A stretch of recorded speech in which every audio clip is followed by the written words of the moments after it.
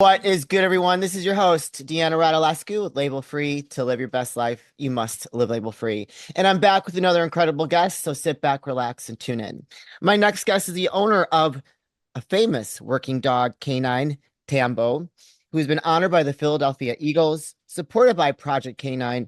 And my guest is also the author of the children's book, Canine Tambo, and an upcoming book, Saved by a Hero, an adult's book. Please welcome Chris Bingham. Chris, welcome to the show. Thank you so much for having me. I really appreciate it. Did I get all that right? Because that's a lot there. Yeah, you got it right. You did good rolling it out and everything. So yeah, the books will be out early in this upcoming year, so I'm excited for that. So I'm going to say a disclaimer right now. So I'm a big animal lover, and so I'm sure that I might tear up a little bit during this conversation because this is nothing short of amazing what you've done for this working dog. Because I've had a working dog myself, obedience and attack trained, and there's something special when you bond with a dog that you want to take care of and see live a good life. So why don't you tell us a little bit about how you got to become the handler of Canine Tambo? Yeah, that's a great story. So I had worked my career in canine units. I'd retired my two previous canines, which were Malinois, Rex and Tina, and I left for some leadership positions. And then, the position for our canine commander position came open, and I hesitated for a little bit because, I'd lost Rex and Tina both to cancer, and the emotion of going through wonderful careers in the bond, but saying goodbye to them was one of the hardest things that I had to do. So I didn't know emotionally if I could, put myself through that again. But, once a canine handler, always a canine handler. So it called me back. I got selected, and then ironically, they told me I wasn't going to get a dog, coming back. So, my boss was a former handler, so we would go back and forth, and I would banter with her about getting the dog until finally one day she said, "All right, you want a dog, you got to take Tambo." And the story on Tambo was he was a dog that floated around from different handlers on the unit, was known as aloof, stubborn, the dog that couldn't bond with anybody. Oh wow. So that was the challenge that I was given, and I decided to hesitantly take it at first. And I remember that first day getting Tambo out of the kennel, and I talk about this in the book. But I'm looking at this dog, and he's looking at me, and I see this dog that's aloof, guarded, stubborn, and I realized I was looking in a mirror. I was looking at myself, and Wow. and right then and there, I knew that it was going to be work, but it was going to be special, and we were a lot more alike than I thought. So that's kind of how we came together initially. Wow, I love that. I mean, isn't that funny how you can see yourself in Oh yeah, your not, I don't know if you necessarily call him a pet because he's so skilled, but just like that companion, right? Like mine are pets. They're like how they're house dogs. They're like they're living their best lives, but it's my one who is a rescue. I always tell people like a lot of people probably would have given up on him and would have probably put him down because since he was a rescue, he came with certain triggers. And so I learned what those triggers were and I was able to work with him. And, I think he's passed a lot of them now, but I'm still careful, right? And so I think yep. that's always a great thing when someone comes across a challenging animal and is able to stick by them and connect with them. And I've always said that every animal, whether working dog or a pet or any breed, has a story to tell, right? And it takes the right. Sometimes it takes the right human to come along and bring that story out and bring that bond out in their capabilities. So I think that's what it was with Tambo is we were meant to come together, and previous handlers had tried and it just didn't work. And I think that we were kind of the right fit for each other. We were a lot more alike than we thought. And it was just ironic because, I ran the unit for a year, and he was the dog on the unit that I interacted with the least. We would pass each other like two passing ships in the night, never interact. And then here we were, coming together, and it was a slow process, Yeah, but I was gonna ask you that. Like, how long did that take? it took a good 3 or 4 months. I didn't take him home right away. I remember, walking him out that first day and just taking him for a walk. And he kept one eye on me, but he was more focused on what he was doing because he was used to being a loner. He wasn't used to someone bonding with him. So, dogs like that, it takes a while to earn their trust, and you got to do it on their time. And Yeah. I'm a firm believer with when I bring a dog home, is letting them be a dog, and when they go to work, they're in work mode. And I let him come to me on his terms, and when he did, we started creating a beautiful bond, and I found that this dog was a magnificent detection dog, and I didn't think any dogs would be better than the other two that I had, but he was. And Yeah. and that's and I kind of have always taken on that underdog mentality as well with jobs and positions. I've never been the first choice for anything, but once I got that opportunity, I always seized it, and I've always been successful. And I saw the same thing in him, and I just think it took somebody believing in him. And we went on to have a magnificent career. We did thousands of detection searches, hundreds of calls for service, Wow. protecting some of the nation's top officials, Wow. and then we worked six and a half years together, and he was creeping up to the age of 9, and then we So usually when do they retired. retire? When do you retire him? What age? Usually around that 9 or 10 year mark. So he was getting close to it anyway. And then we were on a search, and he misjudged a jump, and he tore a ligament in his front right leg. And instead of putting him through surgery, we decided to retire him. So that's when Tambo was introduced to retirement, and that was a big adjustment for both of us as well. Yeah. So when a working dog, especially is he a Malinois? Am I saying that correctly? He's a German. Tambo's a German Shepherd. My other two were Malinois. Okay, Yeah. Malinois, because those are really hyper dogs. Like they have to like they need a lot of stimulation, right? Yeah, the Malinois were born as herding dogs, and they have a ton of drive, and that's why a lot of police departments went Yeah. to the Malinois because of the hunt and drive that they have. And I always tell people, if you're going to get a Malinois as a pet, you better have a job for them to do, because they're Yeah. not just going to sit around the house. It won't work out well for you. Yeah, so now I had two German Shepherds. Two of them were obedience and attack trained Schutzen 3. They came from Germany. They had their own Nice. passport, and like you definitely you had to work them, right? So Yes. I mean, not as high maintenance as those other dogs, but still they require if they're a working dog, they require that job. Absolutely. And then that was a big adjustment for Tambo, going from working every day to retirement. And luckily, it was right around the time of the birth of my son. So I had taken some time off of work, so I was able to help Tambo with his adjustment.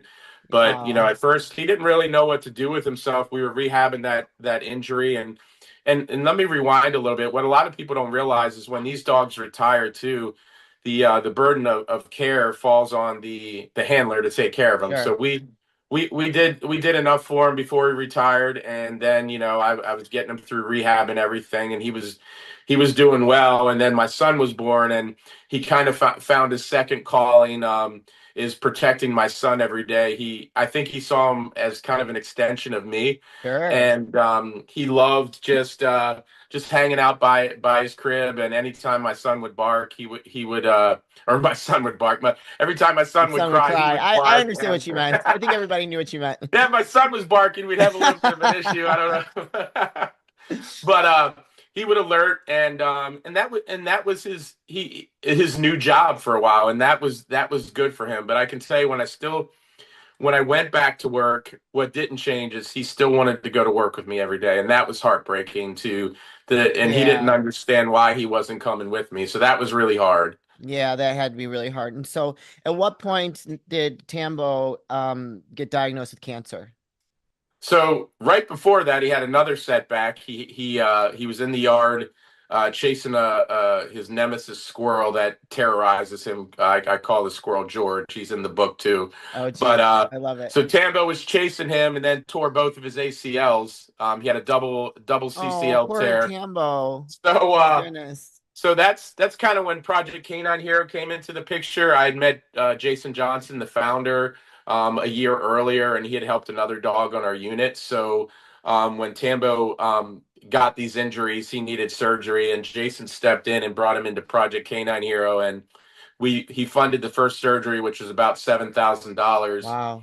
and then going on with like rehab after that, it was about 10 grand. So we got through that, and Wow. we were rocking and rolling as an ambassador for Project Canine Hero. On Tambo's 11th birthday, we got honored by the Philadelphia Phillies for their salute to service, and they wished I got to be on the field with a bunch of World War II veterans, Vietnam veterans, and it was such an It's honor amazing. and a humble opportunity for me to be out there with them. And then they honored Tambo. They put him on the jumbotron, and everybody sang happy birthday to him. So, at that point, I said life can't get any better. And then July hit, and it was a normal day. I went to work that day.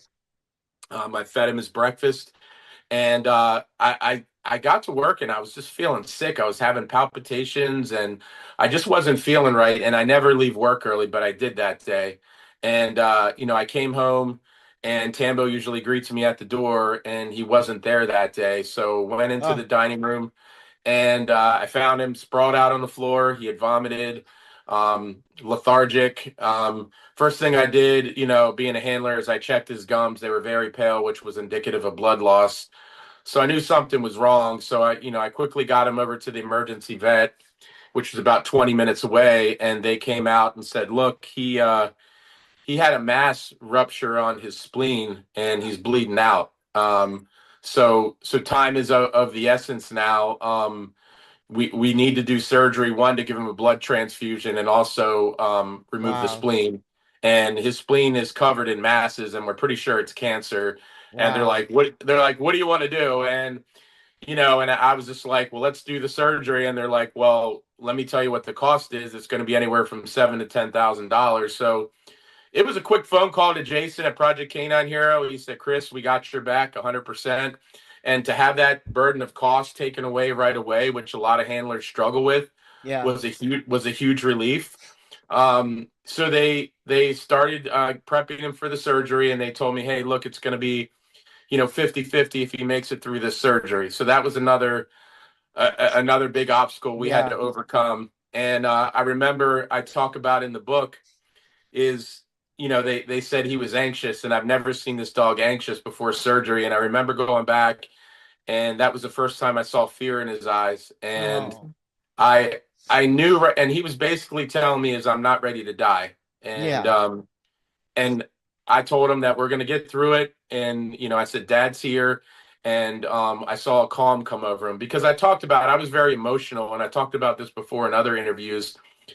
I was very emotional, but you know what? This dog has been there for me for 7 years through the trials and tribulations of life. That Yeah. silent hero, that silent presence. And plus, you It guys was work my side by side though too, Yeah, like in a yeah, very ab- specific way that you know. yeah. And it was my time to be there for him now, to be strong for him, and I was proud to be able to do that in that moment. So they did the surgery. He made it through. And then we get through recovery, and they said, "Hey, he may not make it through recovery." So then we had to go through that, but he came through the recovery like a champ. And then we got the biopsy results, which they confirmed that it was cancer. It was a cancer called hemangiosarcoma. So, for any of the listeners out there that aren't familiar with that, hemangiosarcoma is a very aggressive and terminal cancer, and it's called the silent killer in dogs. And what I found out later is that when these blood masses rupture, the dog starts bleeding out. Yeah. So, which is crazy. If I didn't leave work early that day, if I wasn't feeling sick, he wouldn't have made it. He would have bled out. So I think that there was something Wow. higher that day telling me to leave Yeah. work, that bond that I have with Tambo, to come home. And for that, I was able to save his life and get him through that. So that's how he got diagnosed. It's kind of a crazy story. Wow, that's just like I would definitely say that there was something you guys your bond definitely came through there, like just speaks volumes because I feel that way too, like with the animals, like you just feel something when you have that connection Yes. with them, and it's hard to explain, but when you're connected like that and you feel that way, you just and you listen to yourself, That's just wild. So now, how is Tambo today? He's doing amazing. And we went to oncology, and we had the initial consult, and they were like, "Look, if there's cancer on the liver, because the spleen was now removed, their chemotherapy wasn't going to do anything. So that was another obstacle. They took him back for an ultrasound. They came back and said there's no cancer on the liver yet, so we could start chemo. So again, I called Jason up from Project K-9 Hero. Again, he Wow. said we got your back. The chemo sessions were $700 a session. He went through five intravenous chemo sessions and did amazing. He had his days where he was sick, but he powered through like the warrior that he was. And now, we've had him on an oral chemo pill daily for the last 7 weeks, and he just had his last checkup about 3 weeks ago. And again, the oncologists were amazed because they said there's no signs of cancer. And Wow. and to rewind back, when this all diagnosed happened, they gave him 2 weeks to live, and that That's was in amazing. July, and here we are in You December. have to be so happy to have him still by your side. Oh, I'm more than words can't put into to I can't put into words what it Yeah. means to me. I'm even getting tongue tied on that because it's like, I didn't expect him to be here with me now. And and I call Jason from Project Canine here all the time, and I tell him, you've given me the one thing that I can never repay you for, and that's time with Yeah. Tambo. And I don't take that for granted now. I make sure, not only with Tambo, but in life in general, that I take care of what matters, and I focus on being in the present, and Yes. that's how Tambo lives his life. Yeah. God bless Jason from Project K-9. Oh my gosh. Yeah, he's God amazing. bless him. I mean, we should Yes. tell people if you want to donate, go donate to Project K-9 if you love dogs. And I say too, if you want, because some people want to donate and they want to know, hey, is my money really going to this charity or this organization? Well, Tambo and I are proof that where that money goes, because they've now, with all his surgeries and chemo, have now funded over $35,000 into his It's care. amazing. Wow. Yeah. Well, Chris, where can people support you, connect with you? I know that there's Tambo has an Instagram page and also where they can find these books when they come out. Yeah, so as far as the follow me on Instagram, it's lowercase k, the number 9 underscore Tambo, Tambo. I started documenting his journey. He had a page, but I really started documenting it when he got sick, and that's when his following really uptick. And I tried not to make it all sad stuff like when we were doing our chemo sessions. I would do different themes. I did a John Cena theme where we Oh, wore cool. Never Give Up t-shirts, and then I did a Rocky theme. And I tell you what happened from there is a lot of people that were going through cancer started reaching out to me and telling me how it was impacting them. Mothers that had children that were going through terminal cancer, and said that their son or daughter loved seeing Tambo's pictures, or was a John Cena fan and was being able to see the Tambo in the John Cena T-shirt, or somebody's father that has stage 4 pancreatic that wasn't going to make it much longer, but Yeah. wanted to stop chemo and saw Tambo powering through and wanted to continue going. So it's really turned into something much bigger, and that's what inspired me to write the books. Yeah. Um, so I'm working right now how I want to do the publishing. I've got a few things in the works as far as whether I'm going to self-publish or I may have some backing on some stuff. I'm Sure. working on a few different things right now, and I'll be putting more information out on my Instagram about that. But the Okay. children's book, I really wanted to focus on children that have ever felt scared, have ever felt small, or have ever felt not being seen. I was a kid that grew up without a dad. I didn't have any illnesses, but I knew what that felt like. And I see what kids are going through today. And, so Tambo's kind of the dog that inspires them to never give up and to continue to have hope even in some dark times. Yeah, I love it. So our only call to action is Instagram K9 underscore Tambo, correct? Yep. And No then link, no link for the children's book yet. Not yet, but Okay. that will be coming out soon. I plan to get that launched out in the new year. Okay. So be on the lookout for Yep. that. And then at Project K, if you go to Project K-9 Hero, they're on all social media platforms, Sure. and then projectk9hero.org on their website. And there's not only stories on Tambo, but so many other dogs, four-legged heroes out there that have been shot or stabbed in the line of duty that Project K-9 Hero has saved their life. I love it. You guys, I'm gonna put those links here on the screen for to go follow K9 Tambo and also Project K9. So if you're a dog lover like myself, don't hesitate to go click those links, go give them a follow, and if you can support where you can, and keep an eye out for the children's book. Chris, this is the part of the show where I like to ask for last words of wisdom or advice. What would you like to leave with us today? Is even in the darkest of times that you can continue to find light, and there's always positivity, when you look for it. And I think that sometimes we downplay the word hope, because I think that hope is what gives us the perseverance to come through in anything. And I think, they've tried to give Tambo timelines every time I've gone to the oncologist, and I've since told them that no disrespect, but I don't believe in expiration dates. I believe the mind, body, and spirit and hope Mm, is what keeps us going. And I yeah. think if we have that and we continue to have that, then anything is possible. Beautiful. Well, Chris, thank you and Tambo for your service. I mean, and what a beautiful story that you have to share and offer hope to the world, right? And I did tear up a little bit, and I'm still like a little emotional because it's such a heart-touching story, and I'm praying that Tambo continues to see a lot more life with you, before he departs and meet him on the other side of the bridge, right? Isn't that what it says? Yeah, meet you at the end of the bridge Yep. or something like that. Yep, the But the Rainbow Bridge, and I've told Tambo this is our last call together. This is our last big adventure. This is our biggest call, and we're gonna make the most of it, and I'm gonna be there with him to the end. But as far as I'm concerned, we're just getting started. yeah, wow. Well, Chris, thank you so much for sharing your story. We really appreciate you. We pray for Tambo and his recovery and that he continues to grow old with you and have more memories with you and your son. So thank you very much. Thank you. I appreciate it. You're welcome. You guys, this is your host, Deanna Radulescu with Label Free. To live your best life, you must live label free.